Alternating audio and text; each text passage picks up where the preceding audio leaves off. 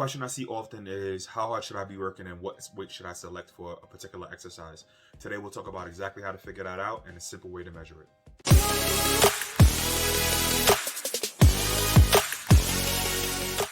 What's going on YouTube? It's Coach Bridges with Bridges Performance Training, back with another video, here to help the everyday athlete get better one day, one rep at a time. I'm gonna keep it brief for y'all today, so before we get started, make sure you subscribe to the channel if you haven't already, hit that thumbs up notification, and as always, if you find the content valuable, go ahead and share it with a friend. So in order to get optimal results in your workouts, you want to work hard enough in order to stimulate a response. If you don't have any fancy technology or equipment to figure out how to do it, or you don't know how to calculate your 1 rep maxes or your 3 rep or 5 rep maxes in order to select the weight, RPE is a great way to do it. What is RPE? RPE is rating of perceived exertion. Simplified even more, it's just a measure of how hard you feel like you're working for that particular set, and then overall that particular workout session for the day. So how do I take this effort meter, is what we'll call it, and apply it to cardio and resistance training?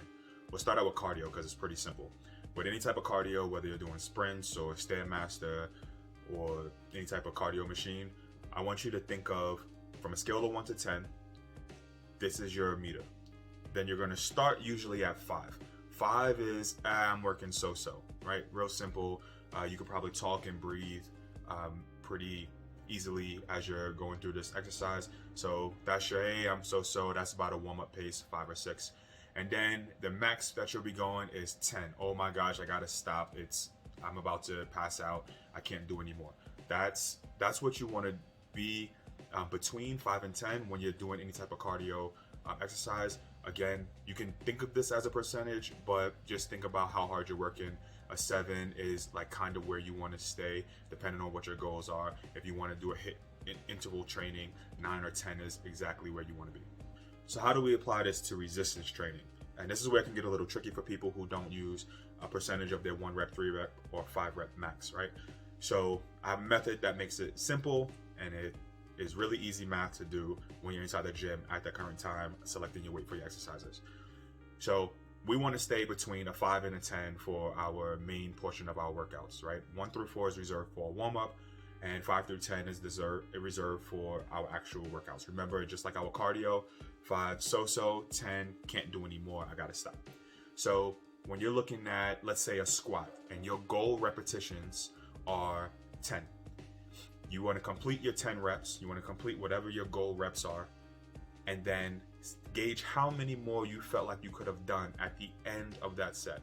So if I complete 10 reps and I felt like I could have done 3 more, then I'm going to take 10 minus 3, my reps in reserve, and that equals 7. That's going to be my RPE. Okay, if I felt like I could have done 1 more, 10 minus 1, that's 9, that's my RPE.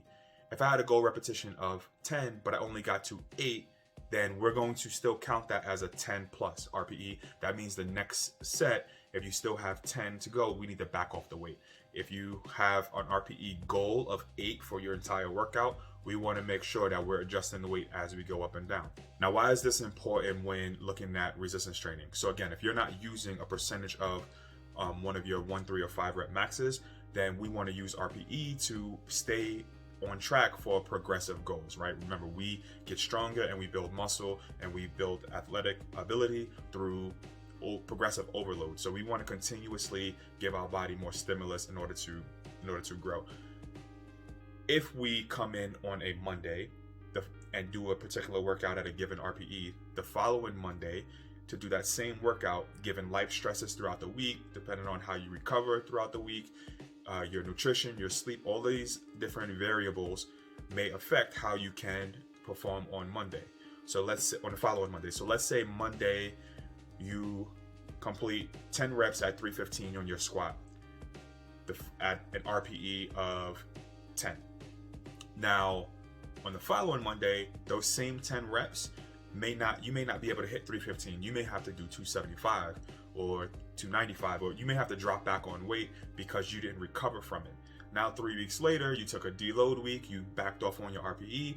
Now that same 10 reps, you may be able to do 325 or 335, right? So we will progress, so we will vary in how we can perform a workout from week to week and even day to day and even set to set So we want to make sure that we're using RPE to keep that gauge and that measure so that we can progressively climb and make sure that we're not plateauing. I told you I was going to keep it brief for you today, so I hope that helped as far as figuring out how hard we should be working throughout our workout, or how to measure how hard we're working throughout our workout in order to keep a progressive overload and working towards results. If you found this information helpful, go ahead and share with a friend, like this, and make sure you subscribe for future videos. Whether you're a next level athlete looking to gain an edge on a competition, or an everyday athlete just looking to get the most out of your fitness and performance throughout life, definitely hit me up on IG and find out more about my everyday athlete program, as well as my custom programming delivered straight through my mobile app just for you. My everyday athlete program covers everything from strength, muscle gain, fat loss, mobility, and conditioning to make sure you get the most out of your programming. And my custom programming is just a one-on-one. I'm your strength coach. We're going to get you to where you want to be. IG is where it's at. Drop your questions there. We'll cover them here on the channel. And as always, outwork the you from yesterday, put pressure on you from tomorrow, so you look back and see how far you come. Get better one day, one rep at a time.